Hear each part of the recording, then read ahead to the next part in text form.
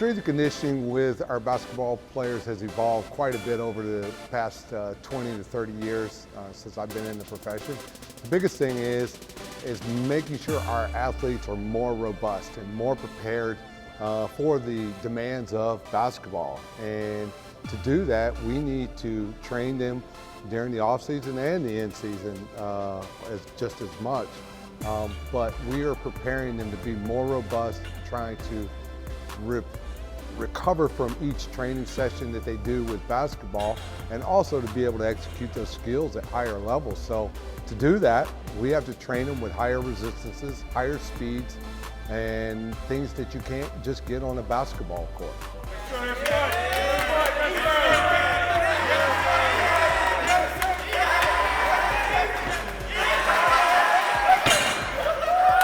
Many of the myths about strength training with basketball is that it would throw your shot off. So a lot of coaches would steer their athletes away from strength training, or they would say that you could only do light weights. We have learned that that is not the case, that you can adapt to the demands of strength training at heavier loads, because we want our body to adapt. We want to develop more force. And to do that, you have to overload your system at higher weights and higher speeds. So, but we also learned that you have to practice your skill along with that so that you adapt to the ever-changing things that are occurring within your body through the training process. Some guys think you have to lift heavy weights. Actually, some of the things that are happening now, our research is showing, and it's going back to the old school method of doing isometrics, where we get into a position and we try to push as hard as we can against an immovable object. One of the reasons we do that is because we can push how much our body does to that maximal effort without being concerned about technique as much, because typically isometrics are easier from a learning curve. So we don't have to learn a new motion, we just give as much effort as possible. So there are many ways to do that, and sometimes we will have a lower intensity workout where we're doing body weight strength, because that's very important. We need to build up our volume, and we need to get our athletes doing more work, but we also need to give them a lower intensity day where they're not challenging at maximum efforts. So we will do the general strength circuit where we may have 8 to 10 exercises and go through that like 3 to 4 times.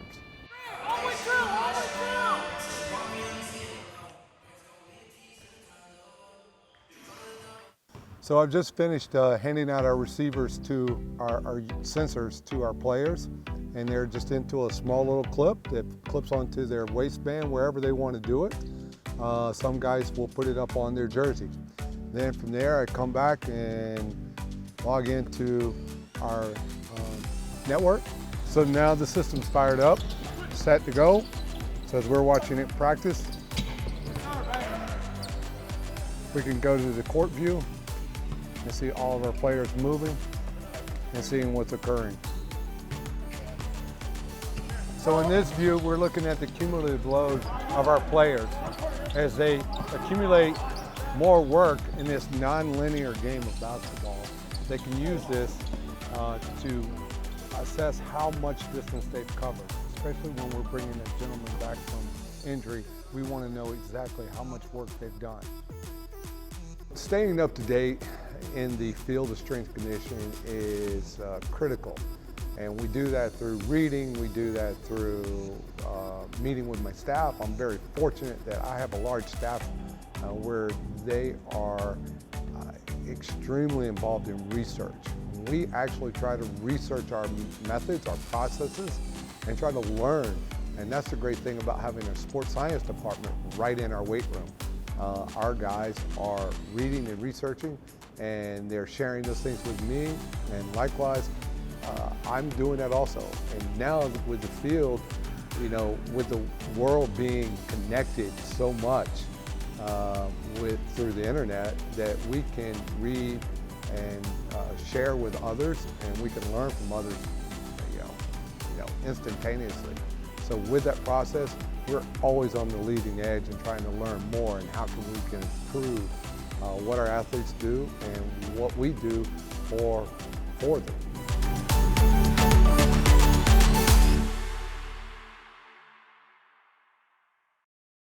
We're here, back where we started, getting a little travel on. We're about to go to Spain.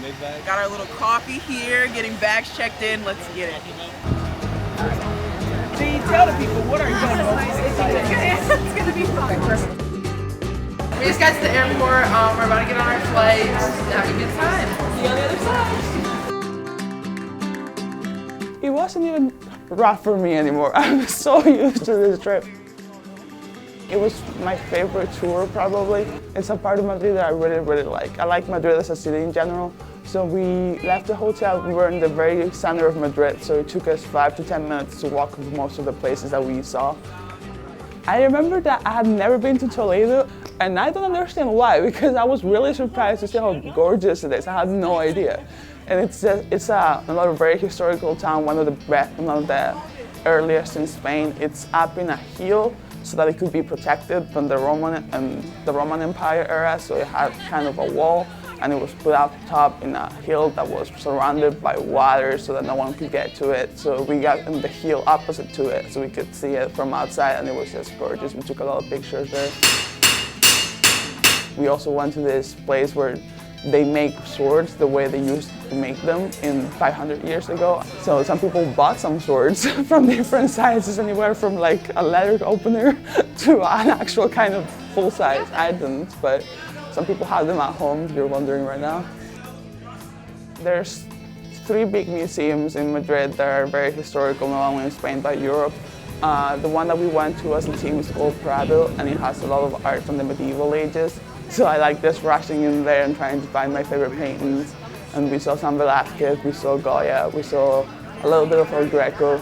Yeah, I really liked it. I really appreciate that museum. There's art that I don't know if anything like that's made today, but definitely amazing. I love going to the Mediterranean Sea. It's one of the most touristy parts of Spain because people love the beach. But it was a lot of fun. We got in the catamaran in the coast of Valencia, and we got out far into the shore, maybe a couple miles or something. We weren't that far, but we were far enough that we were on the deep, deep sea, so we weren't anywhere close to where you could reach the bottom. So they just stopped the catamaran in the middle of the sea, and they were like, all right, if you want to jump, that's the size to do it, go ahead. Muy bien! Muy bien! People just got up and just jumped, and then most of the people also kind of got into it and just start jumping up and down or stayed in the water for a little bit. A little salty, but it was good. So it was very strong, the waves were huge, but it was very Good experience. Mostly every city, even smaller ones, have a really, really big cathedral that's usually kind of the heart of the city's architecture. A lot of money and resources were put into them. They're literally art. No matter what your religion or your beliefs are, they're artistic monuments and they're historical patrimony. And they're all preserved because people love to still go see them. The one in Toledo was gorgeous, one of the oldest ones and the most historical ones. And then we went to see the Sagrada Familia in Barcelona, which is kind of one of the latest ones. It was built last century and it's still under construction actually because they take so long to build. But it's going to be one of the largest ever since it's one of the most recent ones. We're gonna branch out and get a European one tonight, but this is just our appetizer. Free dinner, and then this is the ice cream before the ice cream. We have small supermarkets that are sort of like Walmart, but not quite that extent. But a lot of people still like to shop in the historical market. It's also very much more individualized. There's a lot of little stalls that either sell fish or meat or olives or some vegetable or some pure products or something like that, or even olive oil. So they're all locally owned. And it's just a very local way to shop. People really like. You also find a lot of people that you know walking around. But it's really cute and very traditional in that way, and it's just kept part of the culture. We went into the stadium, as soon as you go in, it's like breathtaking. It's like so huge and so gigantic. And it just kind of made me wonder what it'd be like if it was packed and just wanting to be like in the seats and stuff like that. And then you would go into the field and then you're looking up and it's like, it would have been like crazy, like cool experience just to like either be on the field with all the people in there or like just up in the stadium when the game's going on. It's a very different environment that we're not used to. Sometimes we spend so much time between these four walls that we kind of like, our circle is really, really close like that, but I feel like it's really good for us to put us in a whole different position in which we don't know how things work, the rules are maybe a little different, but we have each other, and that's so what we have. We have each other to help each other explore, to help each other figure out how to say this in another language, or to just explore together. And I think that was really good for our team chemistry to just have a different experience from what we usually do, kind of step a little bit outside of basketball in a way, although we still have games, and discover other things and travel together. And I'm sure these are things that we're still gonna do in the future after we are done playing here, because a lot of us are still really, really good friends, and I'm sure we'll still keep things like that going in the future. The Heartland is brought to you by Iowa Corn. Brought to you by Iowa's corn farmers of the Iowa Corn Growers Association and the Iowa Corn Promotion Board. You may think Iowa grows corn, but the truth is, corn grows Iowa. After an impressive win at Syracuse Tuesday, Iowa basketball looks for another road upset at fourth-rated Michigan tonight. It's the Big Ten opener for both. Garza gets the rebound of the counter. McCaffrey missed. Right-handed hook up and in. Iowa draws first blood, 2-0. Garza with the offensive rebound. Here's Garza, steps out to the 17-foot line and hits the jump shot.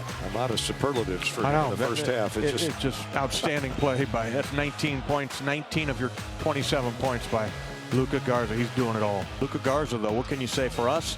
He was the story of the game with the 44 points. Story of the season, he's been 44 points, 8 rebounds. Now the number 3 on the all-time single game scoring chart.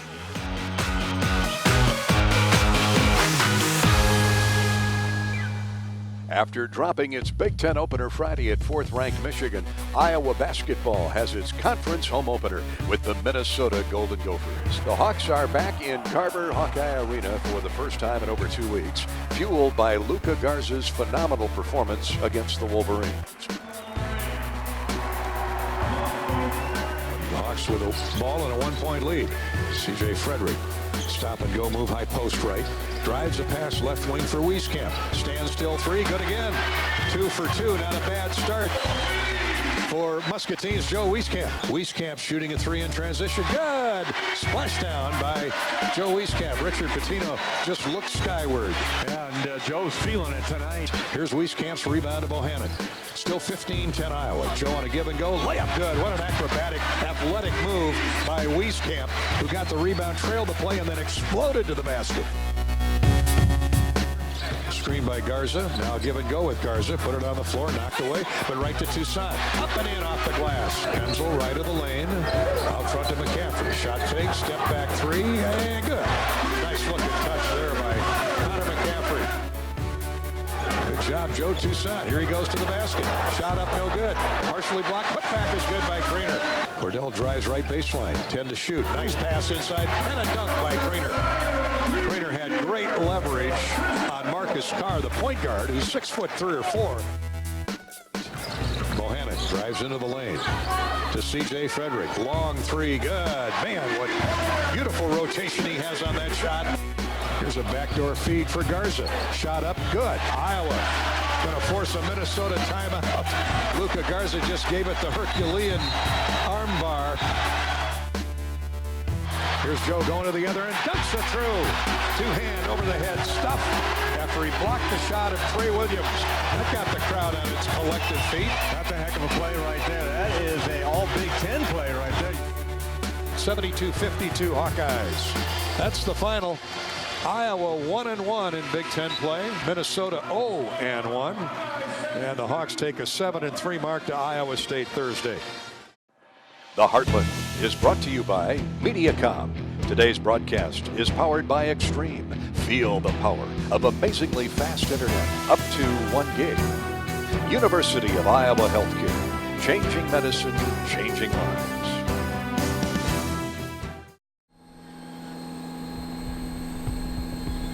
Well, good Sunday afternoon from Jadwin Gymnasium in Princeton, New Jersey. Stephen Grace with you here as we get ready for Iowa wrestling. Hawkeye grapplers hopped on a 2-hour charter flight yesterday for their first ever trip to the 4th oldest college in the country. Princeton University was chartered back in 1746. The U.S. News & World Report ranks Princeton #1 in national universities with top-ranked graduate programs in economics, history, mathematics, and sociology. They also have top 3 rankings in physics and political science. As for Tiger wrestling, Princeton comes into this contest with the #1 Hawkeyes ranked number 12 in the country.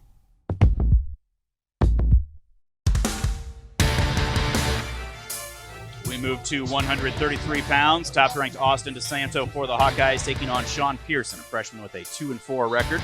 Underhook, steps over, hooks the ankle, trying to limp arm out of a whizzer here. I'm going to try to step over and hook that leg in. 25-10. DeSanto with the win.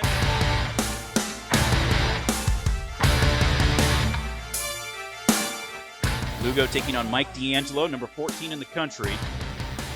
He's just not able to find an opening here, so we're going to go to the mats.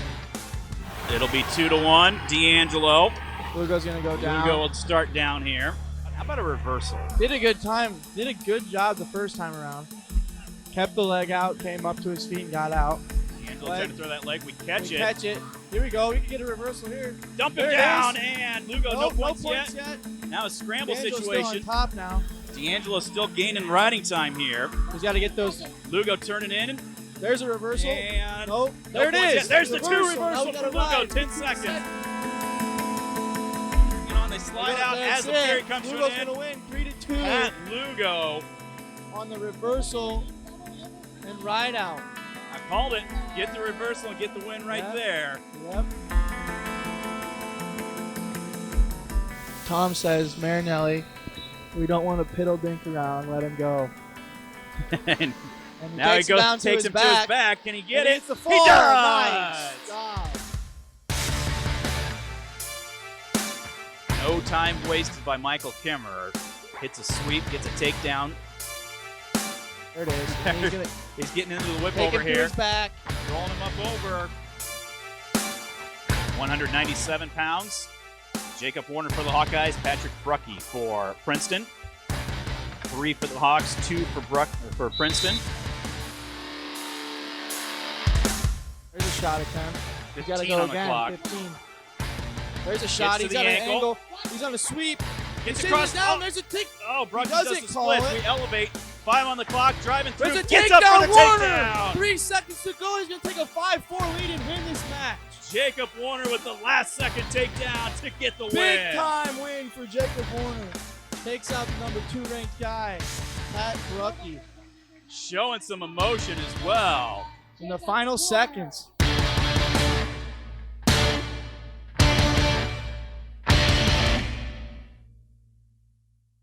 The Heartland is brought to you by U.S. Cellular. Avoid breakdowns in coverage with U.S. Cellular. Hy-Vee, where there's a helpful smile in every aisle. Hy-Vee proudly supports the Iowa Hawkeyes.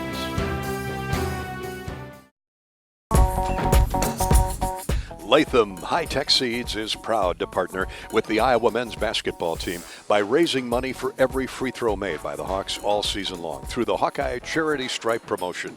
All proceeds will benefit the American Cancer Society and Coaches vs. Cancer program right here in the state of Iowa. Latham High-Tech Seeds, cheering on the Hawkeyes from the free throw line and helping with cancer awareness efforts all across the state of Iowa.